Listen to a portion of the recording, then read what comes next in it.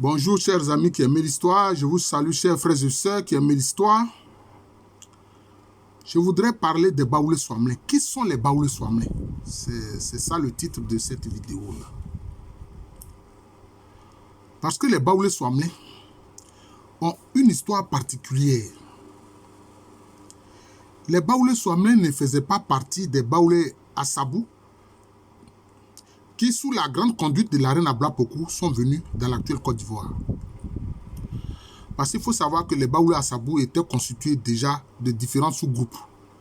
Je ne reviens pas là-dessus, j'en ai parlé, il faut regarder ma vidéo « Retour sur l'histoire des Baoulé ». Mais vous savez qu'au départ, c'était des Ashanti. Et quand le premier roi des Ashanti, Osei Tutu, est décédé en octobre 1717,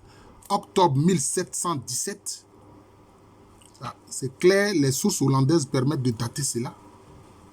Il y a eu un petit conflit quant à la succession d'Osei Tutu. Les futurs Baoulé Assabou n'ont pas accepté que ce soit Opoku Ware qui soit désigné comme successeur d'Osei Tutu. D'ailleurs, j'ai fait une autre vidéo que j'explique pourquoi est-ce que les Baoulé Assabou ont refusé qu'Opoku Ware succède à Osei Tutu. Mais les Baoulé Soamlé ne faisaient pas partie de ceux qui étaient avec la reine Abla Pokou, non. Et ils faisaient plutôt partie des guerriers Ashanti qui pourchassaient les futurs Baoulé Assabou. C'est ça qui fait la différence. Cet aspect-là, il y a beaucoup de Baoulé qui ne savent pas cela. Beaucoup de Baoulé qui ne savent pas cela. Parce qu'en effet, quand Osei Tutu est décédé en octobre 1717, ceux qui ont refusé que son successeur soit Opoku Ware sont venus se réfugier en pays Agni, notamment dans le royaume Agni Ebrossa, qui était alors dirigé par Ano Asma, le troisième grand roi des Agni. C'est d'ailleurs là-bas qu'ils vont changer de langue progressivement, mais il est évident que les anciens qui viennent, ils comprennent bien l'Ashanti, ils parlent, pratiquent l'Ashanti, mais c'est sur les terres Agni et Brossa qu'ils ont appris le Baoulé, qui est une variante de la langue Agni, en fait. C'est cela. Vous comprenez? Et il y a eu l'épisode de l'incursion des guerriers Agni, avec à leur tête le chef guerrier Abri Moro, qu'on appelle Ebri Moro dans les documents écrits, en 1718. Et les Ashanti n'ont pas pu réagir automatiquement parce qu'ils étaient en guerre contre deux royaumes Achem, Achem Kotokou et Achem Abouakwa. Mais quand ils ont vaincu les royaumes Achem Kotokou et Achem Abouakwa en 1721, immédiatement, le roi Opoku Ware a envoyé de nombreuses troupes en Ebrossa, où étaient justement réfugiés les futurs Baoulé Assabou. Et justement, ces troupes qui sont venues faire la guerre en Ebrossa contre les Agni et contre les futurs Baoulé Assabou, les Baoulé Soamlé faisaient partie de ces troupes Ashanti qui sont venues attaquer l'Ebrossa. Les futurs Baoulé Soamlé, là, ils faisaient partie justement des troupes Ashanti qui sont venus attaquer les Broussa. Et attaquer donc les futurs Baoulé Assabou. Mais ils viennent d'où exactement? Ces futurs Baoulé Soamlé. Ils ont la même origine que les Agni Suamra, qui sont à Agni Blekro. Vous voyez, non? Suamlé en Baoulé, Suamra en Agni.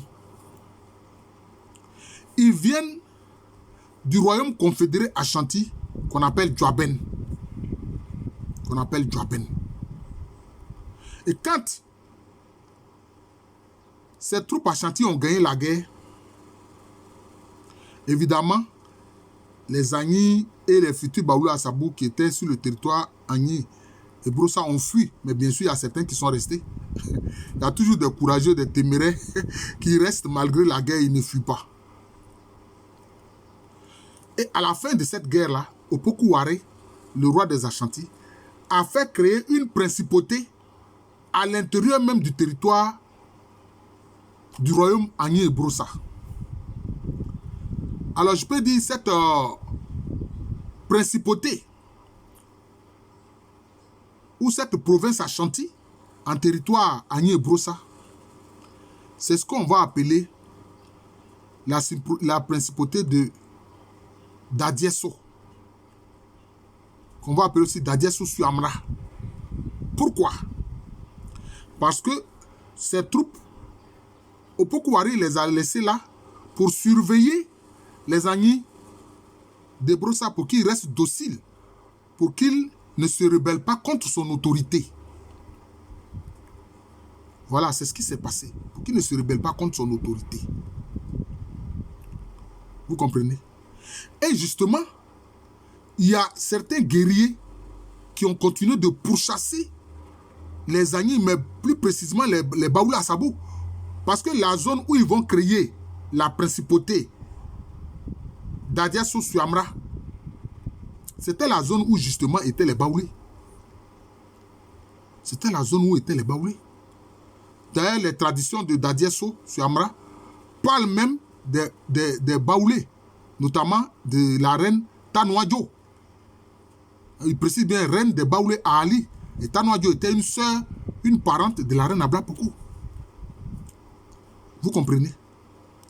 Donc cela veut dire quoi?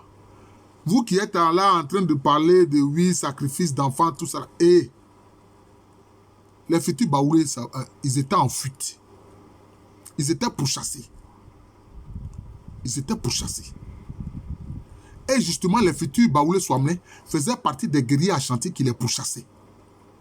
D'ailleurs, le nom Swamlin, ça vient de quoi? Ça vient de Anani, c'est Suamra. C'est-à-dire, apprends la coutume. Suan apprend Mala la coutume. Mais ça vient de l'expression Ashanti. Bon, c'est en Anani qu'on dit Suamra, hein, mais en Ashanti, c'est Suamamre. Parce que le roi Opoku-Wari, le roi des Ashanti, quand il leur a dit de créer là une province en s'installant là dans la zone d'Adiesso Suamra, il a dit, je sais que les Agni là vont vous influencer. Mais n'oubliez pas que vous êtes des Ashanti. Voilà. Et l'Ashanti, c'est celui qui est fidèle au trône d'or du peuple Ashanti, le Sikadioua Kofi. Donc, souvenez-vous, Suamamre, souvenez-vous de la coutume. N'oubliez pas la coutume. Apprenez la coutume. La coutume, c'est que l'Ashanti est fidèle au trône d'or des Ashanti, dont la Santehene, c'est-à-dire le roi des Ashanti, est le premier serviteur. N'oubliez pas ça. C'est de là que vient l'expression Suamamre en Ashanti, qui est devenu Suamra en Agni et qui va devenir Suamre en Baoulé. C'est pour ça que ces Baoulé là, qui vont s'installer dans la région de Tabou là, on va les appeler Baoulé Suamre. Ils faisaient partie de ceux des guerriers Ashanti qui ont continué de pourchasser les futurs Baoulé Assabou. C'est ça les faits. Et justement, quand on compulse les traditions de Tia Salé, les traditions de Tia Salé, mais il est dit dedans que les Ashanti continuaient de nous attaquer même dans la région de Tia Salé. Les Ashanti nous attaquaient dans la région de Tia Salé. Mais mes dévanciers n'ont pas fait le lien. Ils n'ont pas fait le lien. Ils n'ont pas compris que c'était les futurs Baoulé Swamlin qui attaquaient justement la reine Tanouadjo et ses sujets dans la région de Tia Salé. D'ailleurs, d'autres aspects des traditions Baoulé sont très clairs. Quand ils ont continué d'attaquer la région, les futurs Baoulé Swamlin là, c'est la reine Akwaboni, celle qui a succédé à la reine Ablapoku. C'est elle qui a envoyé un guerrier avec des troupes. Ce guerrier s'appelle Adjeboni. On l'appelle Adjeboni. Il était le propre frère de la reine Akwaboni, celle qui a succédé à la reine Ablapoku. C'est lui qui a mis fin aux attaques des futurs Baoulé Swamlin, donc qui étaient des guerriers Ashanti, comme je l'ai dit, dans la région de Tia Salé. Dans la région de Tia Salé. Et c'est ainsi d'ailleurs que la reine Akwaboni va demander à son frère, le chef guerrier Adjeboni, de rester là dans la région de Tia Salé pour assurer la sécurité de la région de Tia Salé avec ses troupes. D'ailleurs, sa famille, la famille d'Adjeboni, est encore à Tia Salé. On appelle cette famille-là Wenge Agua. Vous voyez, Agua, le nom de la famille royale des Baoulé Assabou. Voilà. Mais Quand Adjeboni a vaincu les futurs Baoulé Swamlin, donc qui étaient des guerriers Ashanti, hein, ces guerriers-là, là, ils avaient deux chefs guerriers. Alors, les futurs Baoulé Swamlin, ils avaient deux chefs guerriers. Il y a Krowa Bilé et puis Kwasi Kotoko. Krowa Bilé et Kwasi Kotoko, c'était les deux chefs guerriers, justement, Ashanti, Siamra, qui continuaient de faire la guerre contre les Baoulés dans la région de Tiasalé. C'est ça l'histoire des Baoulés Swamlin. Et ils faisaient plutôt partie des guerriers Ashanti qui ont continué d'attaquer et de pourchasser les futurs Baoulés à Sabo. Voilà, c'est ça les faits historiques. C'est ça les faits historiques.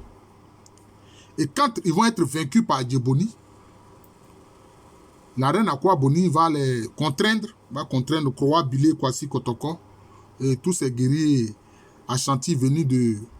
Enfin, mais avant de venir à Dadié Suamra, ils étaient dans le Djuaben. Ils étaient dans le royaume confédéré Ashanti de Djuaben. Parce que l'Ashanti est une confédération, en fait, de royaumes. C'est une confédération de royaumes. Voilà, l'Ashanti, là, c'est une confédération de royaumes. C'est pourquoi on dit la confédération Ashanti. C'est un regroupement de plusieurs royaumes et chefferies.